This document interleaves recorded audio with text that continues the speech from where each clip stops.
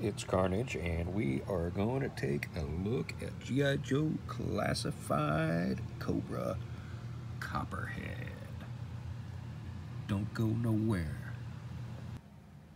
Hey gang, it's Carnage. We are taking a look at Cobra Copperhead. So let's look at the artwork before we move on here. It's the new digital render, which I really like. Previously we had individualized artwork for every different release, different artwork from a different artist, and some liked it, some didn't. So we do have artwork here, and there's now just, it looks like one artist doing most of the sketched work, and then of course we have this digital render, and of course we have, looks like a Mayan temple or Aztec temple back there in the background, and then we have the accessories here, and same thing on the back there. You've got the digital render, close-up of some of the accessories here, the tattoo. So let's go ahead and take a look at the figure. All right, here we go. We have Copperhead, and of course Copperhead is the pilot of the water moccasin, and so far we don't have a water moccasin. I was just speaking earlier with a 3D print designer and pricing a water moccasin, and it looks like I can get a really nice one for about $175, so I may end up doing that. We'll see. Okay, first thing I want to talk about is the head sculpt. One of my friends noticed that between the first digital render and the figure here, that he had sort of a angry scowl on his face, and it seems like that's gone. I don't think it's gone, because if you look closely here, you can kind of see, it's really hard to see, but you can see that raised cheek line there, and I think it's there. I think it's going to need a wash to really bring it out. So I'm going to experiment with that a little bit, and we'll get back to that, because I feel like it's there, and I know what he's talking about. And even if you look at if we look here at the artwork on the back,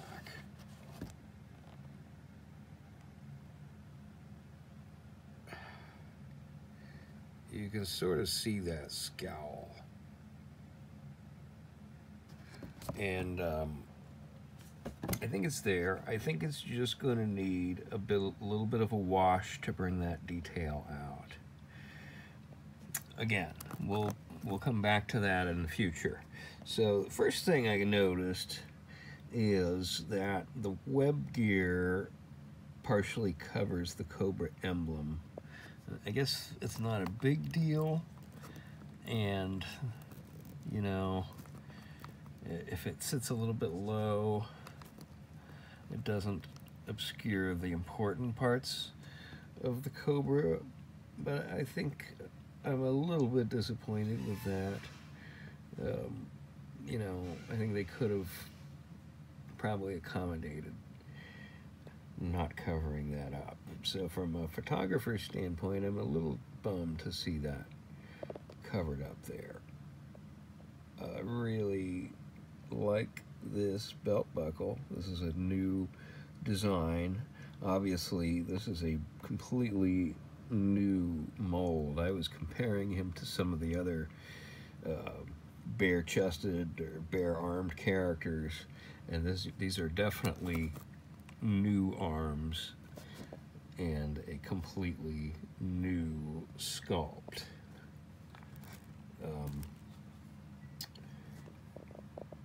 Obviously the helmet does not come off, as we're still moving on, talking about the head sculpt here.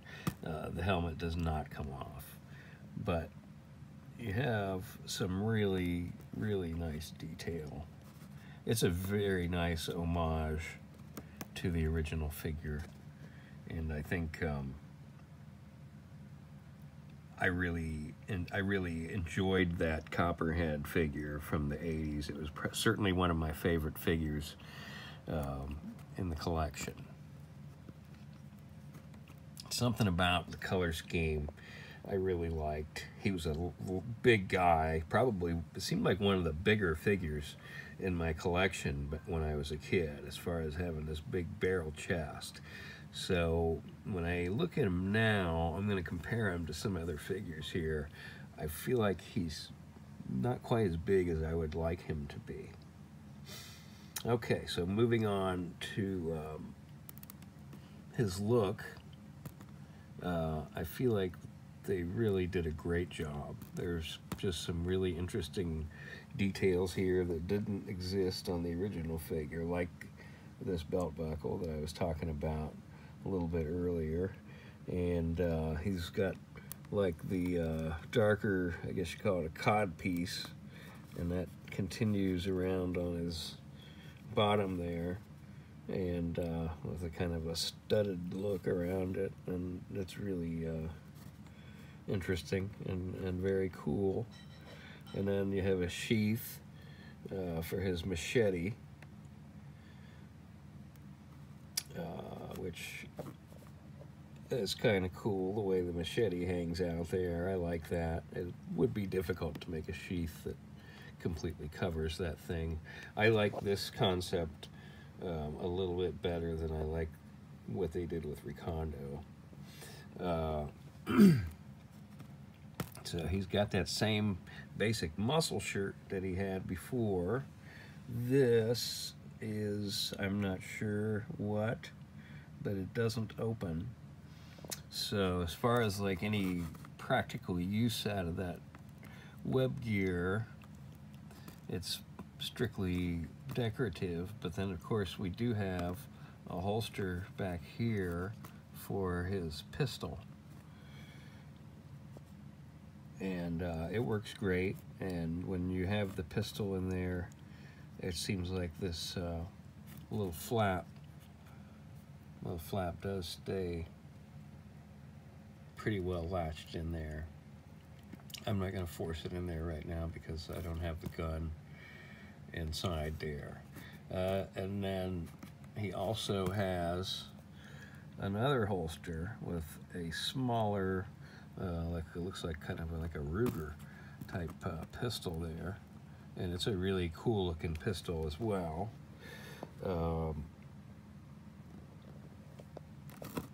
I really like the look of his black gloves with these great green details, and there's sort of like I guess maybe a bracelet or even a wristwatch. The thing that I'm been messing with a little bit, and I think is probably going to be just one of those things that you've got to adjust a lot, are these bands on his arms are floating, and it seems like they're pretty easily bumped off and end up falling down a little bit. I think that's going to be just one of those things that we have to keep adjusting. I mentioned on the back of the package his tattoo. Lenny mentioned, of course, that Copperhead has a gambling problem, and that gambling problem is reflected in his tattoo here, which is a really cool detail. We got several cool tattoos in this wave, and I think they're all just really great, wonderful touches from the team, wonderful updates, although there are not a lot of updates to this guy. I really think they nailed it. And of course the pants are very, very similar to the action figure that we had as children, as kids back in the 80s.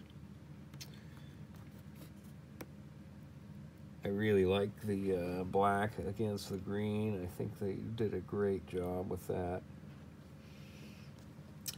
This is a mean looking pistol.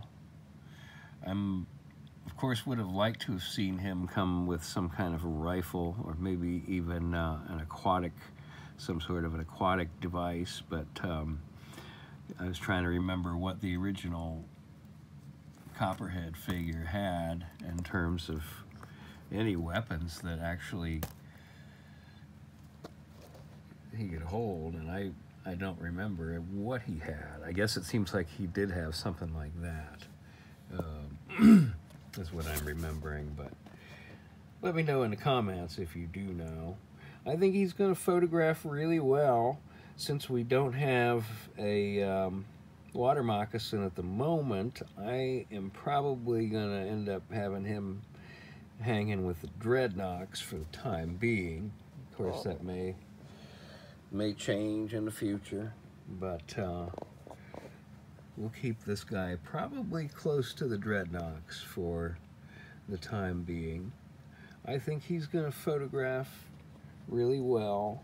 I'm excited to see what I can do with him. Like I said, probably stick him in my swamp diorama for the time being. I don't have a boat that he can really pilot in terms of a speedboat, something that you would actually see him piloting, but I am going to try to find that Fortnite boat at Ollie's for $15. I don't think any of the Ollies here in my town are carrying those boats yet, but I may have a couple of little road trips coming up here in the future where I can take a look, see some other Ollies out of town. Hopefully I can get my hands on one of those boats, because I think it could pretty easily be converted into a passable water moccasin for the time being. But I think he looks great. I'm excited to get him into some fights, maybe with who knows, perhaps Shipwreck, maybe Gung Ho. Let's compare him to some other figures. All right, here he is next to Scrap Iron. Certainly two of my favorites from childhood and antiquity. And honestly, Copperhead is just a little bit taller than Scrap Iron, which I think should be expected with these two. And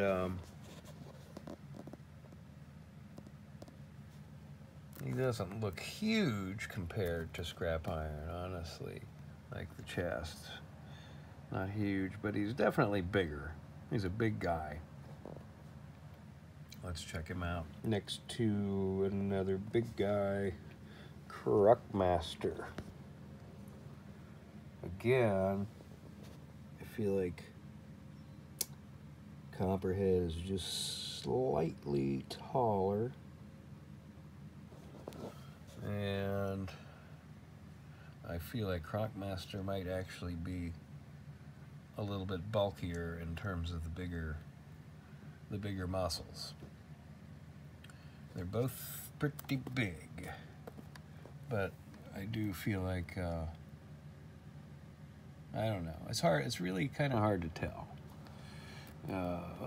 In terms of photography, it's really nice that you notice Copperhead is completely pinless, in addition to being a brand new and unique, completely unique new sculpt. He is completely pinless, and they're really looking good. Let's take a look at him next to some bigger guys. All right, and here's Copperhead next to Roadblock, and you can see that Roadblock is massive compared to Copperhead. I'm a little disappointed. I think he should be a little bit bigger. You know, I feel like he should be able to hang with Roadblock. And I don't know. I mean, maybe, kinda. But, I don't know. I feel like he should maybe be a little bit bigger. Overall, though, I think he's a cool looking figure. He's gonna look great next to some eels. He's gonna look great in there with Zartan's crew for the time being. I feel like he's a little skimpy on the weapons, but they did such a great job, and this is just not a figure that is known for having a lot of weapons, so it's really hard for me to get too hung up on the fact that as a classified he's a little light on his weapons. He does have really cool looking weapons. What I've wanted to note is that he's the first, I believe the first classified figure to have any kind of clasps over any of his holsters, and that's kind of a cool new detail. I guess it remains to be seen how these clasps will age and continue to work, but we will see. I will try to get some photographs with him up real soon. I hope you've enjoyed this review. Please subscribe to the channel if you're into photography, if you're into dioramas and G.I. Joe Classified. This is for you. Thanks for watching. Okay, as we go out with a few photos here, one thing I want to mention that I didn't like is that both of Copperhead's guns are too slim to be able to fit the blast effects. Both of his guns. So if you want to use blast effects with Copperhead, you got to swap out his guns. I don't know. Let's not do that anymore. Please, Hasbro. It wouldn't have taken much to make these guns just a little bit bigger. So there's another criticism that I have about Copperhead. Thanks for watching, folks.